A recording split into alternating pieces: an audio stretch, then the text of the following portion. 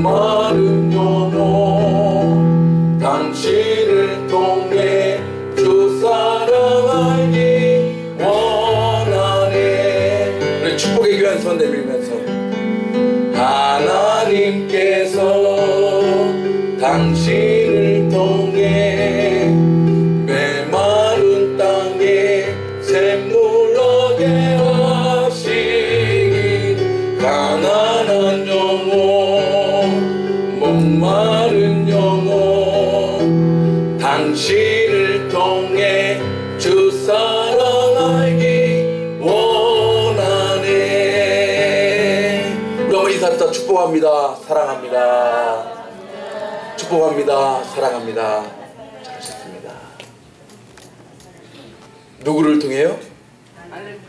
네. 오늘 말씀의 제목이 뭐예요? 말을 통하여. 그래요.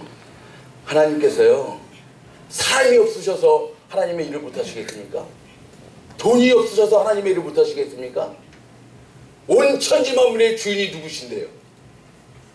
바로 말씀 한마디로 창조하신, 무에서 유를 창조하신 하나님이 온 세상 만물의 주관자요, 통치자요, 다스리는 자이신 줄로 믿습니다.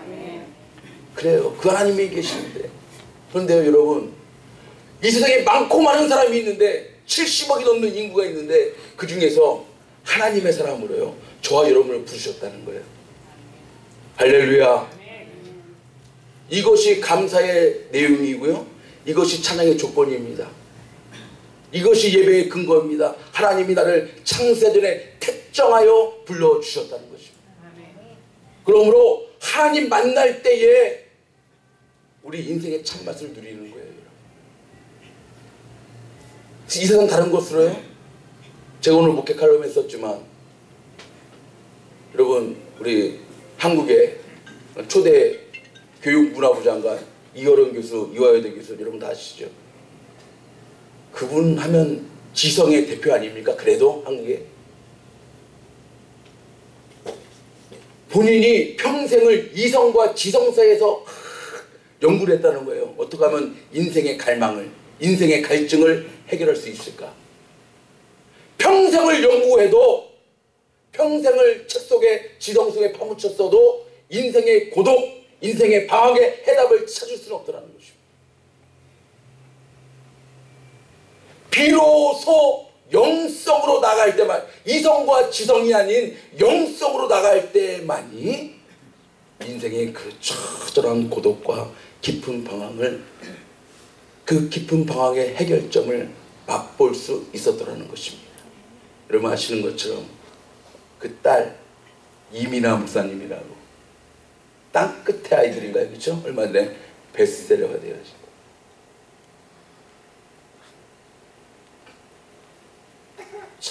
그 가치관이 변화되는데 그 많은 시간들이 걸렸다는 거예요.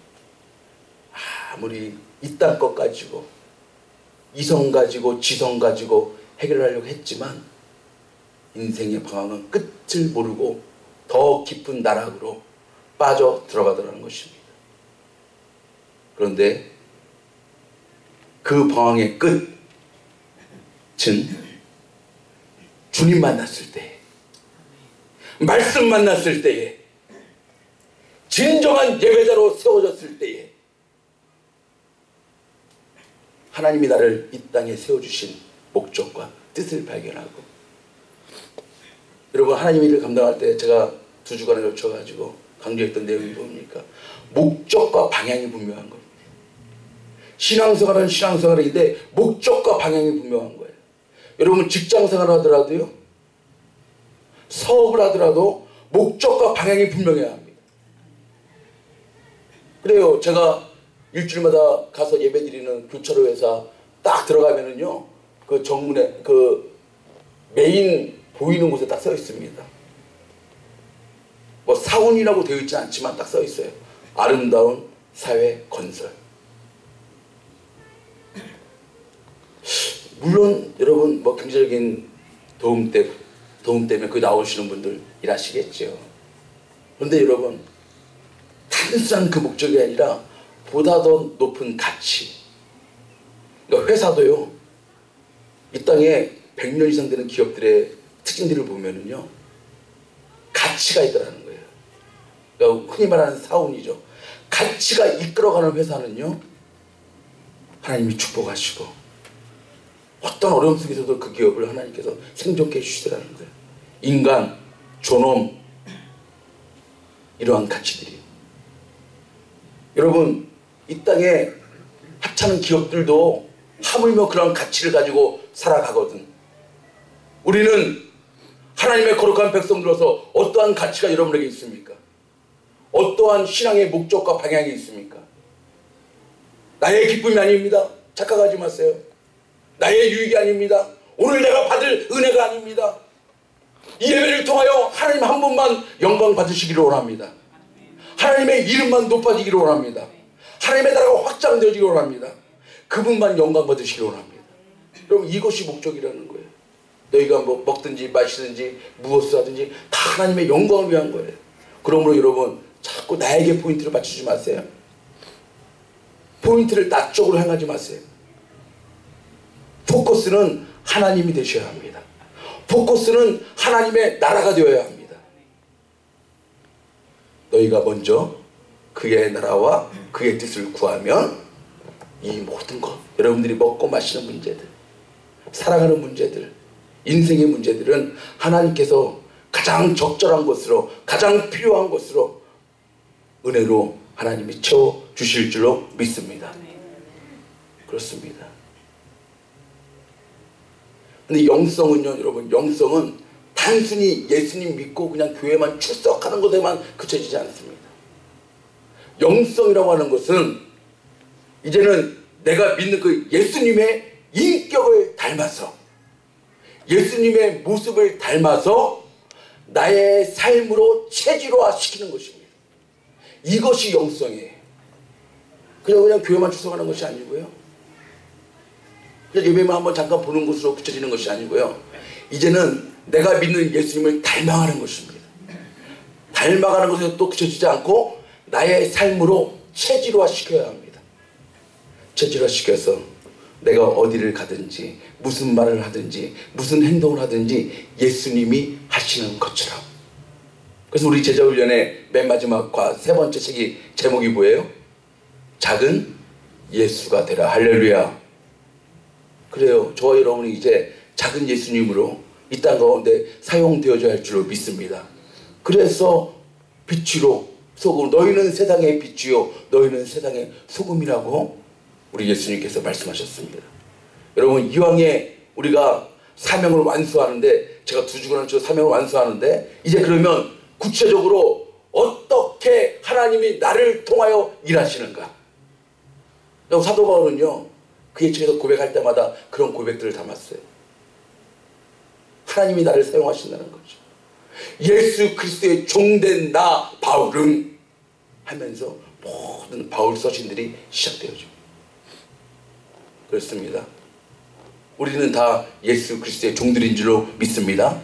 하나님께서 많고 많은 사람들에게 이제 나를 선택하셔서 나를 통하여 이제 하나님의 일이 시작되어지는 것입니다. 그러면 어떤 통로로 나를 사용하시는가? 오늘 바울 사도의 고백을 통해서 우리도 그렇게 사용되어지기를 원합니다. 첫 번째 통로는 뭐라고요? 우리 한번 따라해 봅시다. 나는 능력의 통로입니다. 여러분 믿습니까? 그래요. 능력의 통로로 하나님께 사용하신다는 거예요. 오늘 18절 말씀 한번 보세요. 시작.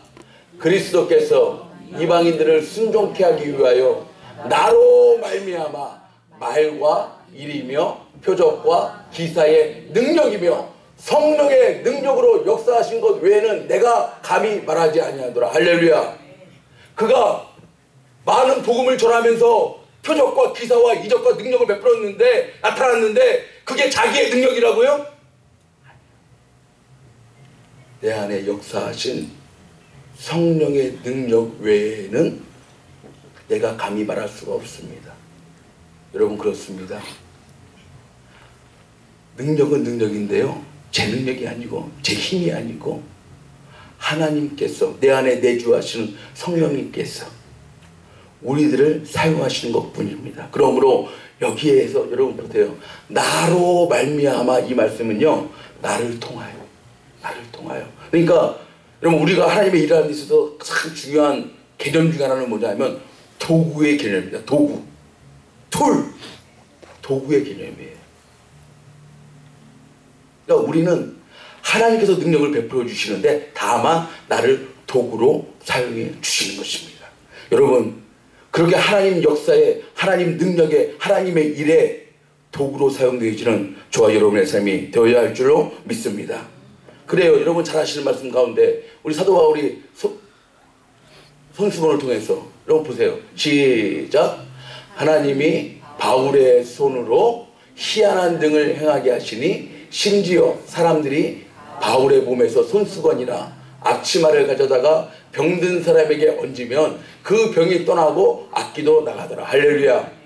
저도 가끔 성도님들 축복할 때 이러한 능력이 나타날 수만 있다면 얼마나 좋겠어요. 자, 여러분들에게 손을 얹고 축복할 때마다 사도 바울은 손수건만 얹어도, 근데 여러분 그게 사도 바울의 능력이라고요? 아니라고요. 저 여러분을 축복해서 하나님께서 큰 능력을 베풀어 주셨는데 그것이 박 목사의 능력이라고요? 아니라고요. 능력의 주체는 누구십니까? 능력의 주체는. 그래요. 주어를 반드시 보세요. 하나님이 바울의 손을 사용하신 줄로 믿습니다. 그래요.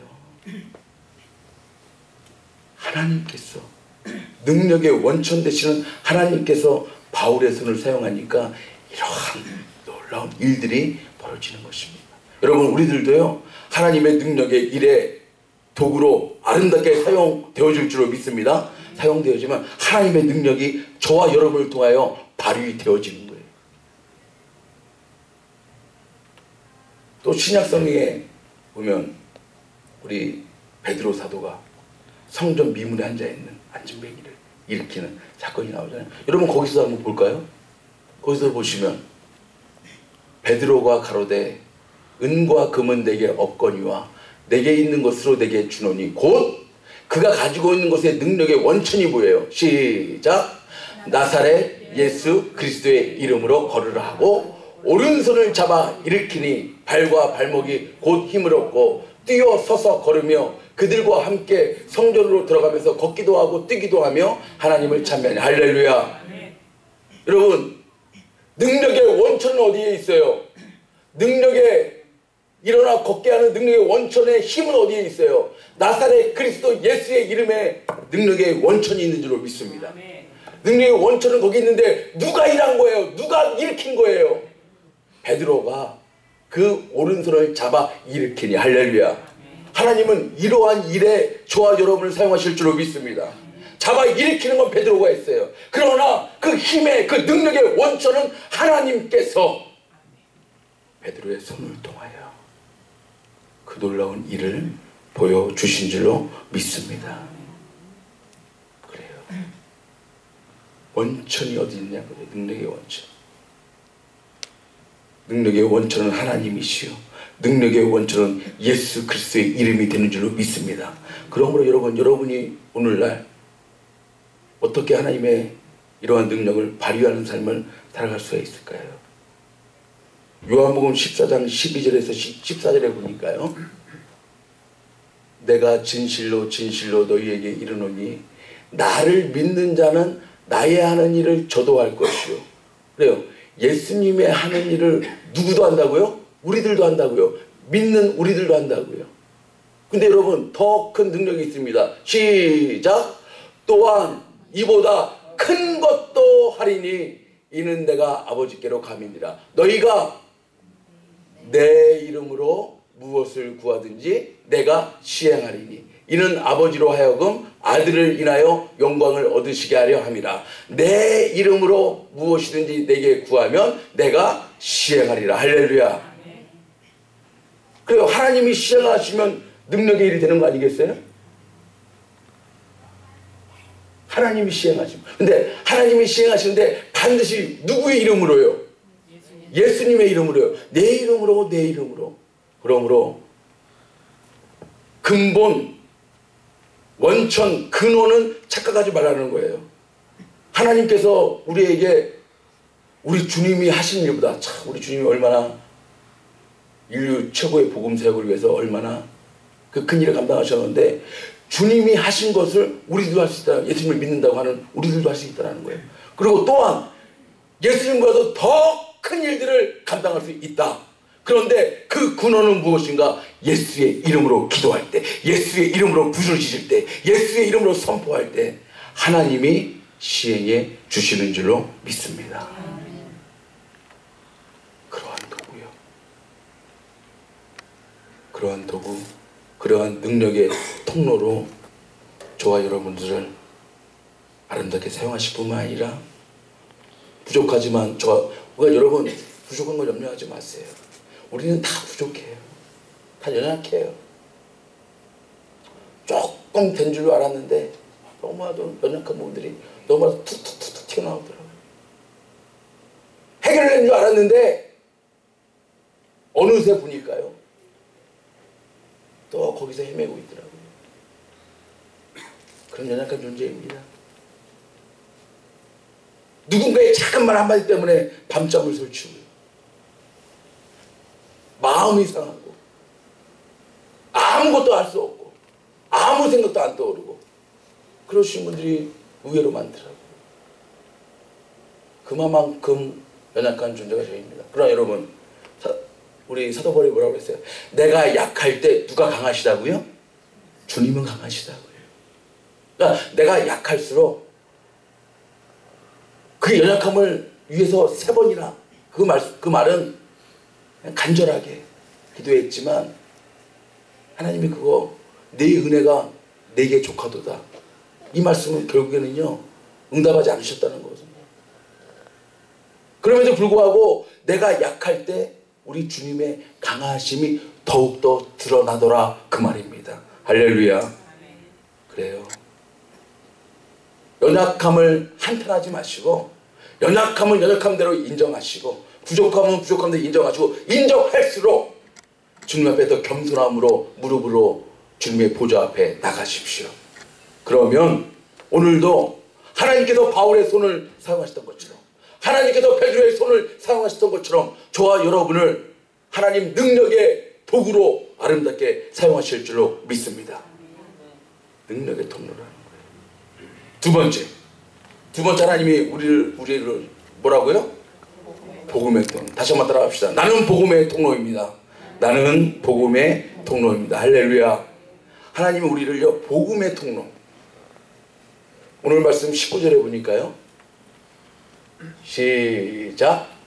이 일로 인하여 내가 예루살렘으로부터 두루 행하여 일루리곤까지 그리스도의 복음을 편만하게 전하였노라. 할렐루야. 그러니까 사도 바울은 항상 이방인들의 복음 사역을 위하여 하나님이 나같이 포획자를 하나님이 불러주셨다는 거예요. 너무나도 그게 감사한 거예요.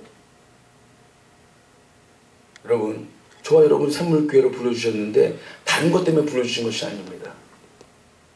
예수 그리스도의 존귀한 복음을 위하여서 저와 여러분이 오늘날 샘물교회로 세워졌는 줄로 믿습니다.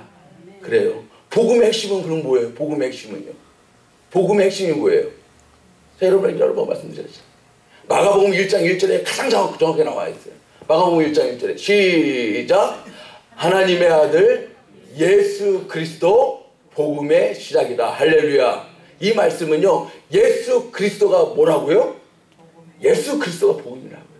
예수 그리스도의 십자가와 부활이 복음의 핵심 내용이라고요. 이 일 때문에 바울을 원래 이름이 뭐였어요? 사울이었잖아요. 사울을 사도 바울로 하나님이 세워주신 줄로 믿습니다. 하나님의 복음. 여러분 이 로마서의 복음의 핵심 중에 핵심의 책은 로마서인데 로마서 1장에 보면 그 내용이 자세히 잘 나와요. 1절부터 4절은 좀 길지만 여러분 한번 제가 읽어드릴 테니까 잘 보세요. 예수 그리스도의 종 바울은 사도로 부르심을 받아 목적이 나옵니다. 목적은 하나님의 복음을 위하여 택정함을 입었으니 이 복음은 하나님이 선지자들로 말미암아 누구의, 이 복음의 핵심 내용이 누구에 관한 거라고요? 그의 아들에 관하여 성경에 미리 약속하신 것이라. 이거면 이 아들이 또 누군가? 이 아들로 말하면 육신으로는 다윗의 혈통에서 나셨고 성결의 영으로는 죽은 가운데서 부활하여 하나님의 아들로 인정되셨으니 그 아들이 곧 누구라고요? 다 시작! 우리 주 예수 그리스도시니라. 할렐루야. 참, 우리 사도 바울의 이 편지를 보면은요, 이 복음서를 보면 참 논리정연하죠. 내가 하나님의 사도로 부르심을 택정함을 입은 것은 다른 목적이 아니라 하나님의 복음을 위한 것이다. 그러면 이 복음의 핵심 내용은 누구에 관하여서 이 복음이 기록되어졌는가? 그의 아들에 관하여서 기록되어졌다는 거죠. 그러면 그의 아들은 또 누구신가? 육적인 혈통으로는 다윗의 자손 가운데서 태어나셨어요. 성결의 영으로는 죽은 자 가운데서 부활하여 우리의 산소망이 되신 그 주 예수 그리스도가 바로 복음의 핵심이라는 거죠. 여러분, 다른 복음들 전하는 것은 그건 복음이 아닙니다. 복음에는 예수 그리스도가 빠져서는 복음이 되어지지 않습니다. 여러분, 이 복음을 소유하면, 복음을 누리면 어떤 유익이 있는 줄 알아요? 복음이라고 하는 이 단어는 헬라어로 유앙겔리온이라고, 제가 여러분에게도 몇 번 말씀을 드렸는데, 진짜 복음 만나면은요, 내 마음에 이 유앙겔리온이라고 하는 이 헬라어 단어에는 기쁨이 넘치다, 희락이 넘치다 라고 하는 뜻이 있습니다. 진짜 예수님 만나고 진짜 복음 만나면 우리 안에 기쁨이 넘쳐나는 거예요. 감사가 넘쳐나는 거예요. 희락이 넘쳐나는 거예요. 그것은요, 환경과 상관없습니다. 그래서 고난 속에서도 기뻐할 수 있고, 진짜 복음 만나면 환난 속에서도 찬송할 수 있고, 눈물 짓는 일 가운데서도 기쁨으로 찬송할 수 있고. 여러분, 주님 만나면 이러한 일이 가능하게 되어지는 줄로 믿습니다. 복음 만나면 그렇다는 거예요. 그래요. 우리에게 임무가 있죠. 이러한 분을 이제 전하는 임무가 있죠. 그래서 베드로전서에서 베드로 사도가 이렇게 얘기하지 않습니까? 시작. 오직 너희는 택하신 족속이요 왕같은 제사장들이요 거룩한 나라요 그의 소유된 백성으로 삼아주셨는데, 이것은 이유는 뭐라고요? 시작. 이는 너희를 어두운 데서 불러내어 그의 귀한 빛에 들어가게 하신 자의 아름다운 덕을 선전하게 하려 하십니다. 이 우리를 어두운 데서 불러내어 빛으로 들어가게 하신 자가 누구시라고요? 예수 그리스도시죠. 그분의 아름다운 덕을 선전하게끔, 그 복음을 편만하게 전하게끔 하시기 위하여서 저와 여러분을 부르셨다는 거예요. 그래요. 선교사님들만이 복음 전하는 게 아니에요. 물론 선교사님들은 언어가 다르고 문화가 다르고 관습이 다른 그런 곳에 특별하게 하나님께서 컬링해 주셨어. 그곳에 사역하시고요. 이제 여러분들은 이곳에서, 여러분에게 주어진 환경 속에서, 여러분의 사업장, 직장, 가정, 이웃, 이런 환경 속에서 그리스도의 편지로서 아름다운 덕을, 우리를 어두운 데서 불러내어서 빛으로 들어가게 하신 자 예수 그리스도의 아름다운 덕을 선전하며 살아갈 수 있는, 그래서 복음의 통로로 값지고 귀하고 아름답게 사용되어지는 저와 여러분의 삶 되어야 할 줄로 믿습니다.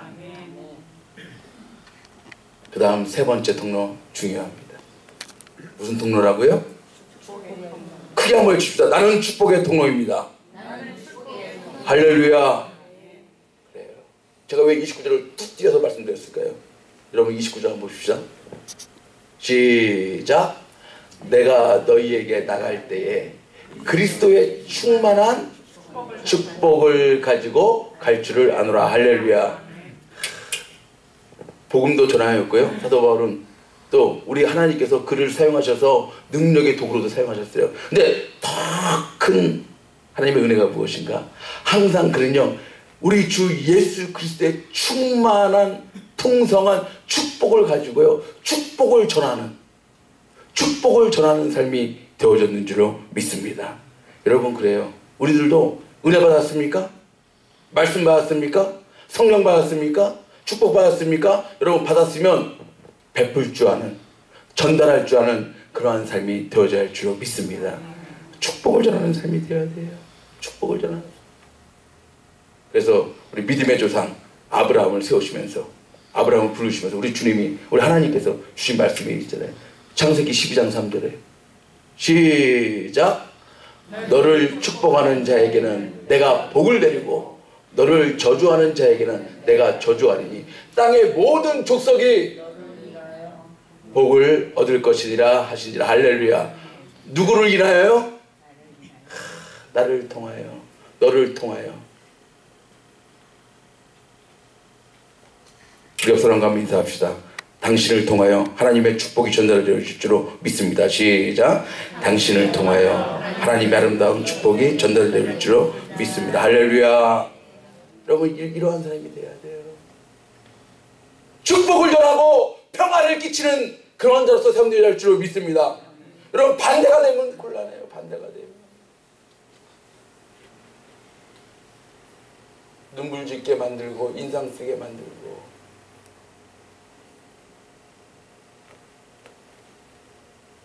평안했던 것도 누군가 가게 돼가지고 그 평화가 깨어지고. 여러분, 정말 그렇게 되어진다면 얼마나 불행한 삶입니까? 얼마나 비참한 삶입니까? 축복을 전하고 평안을 전하고 위로를 전하고 격려를 전하는, 여러분 정말 그러한 삶 살 수 있기를 주의 이름으로 축복합니다.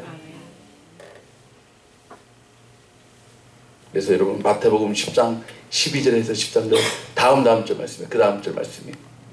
시작. 또 그 집에 들어가면서 평안하기를 빌라.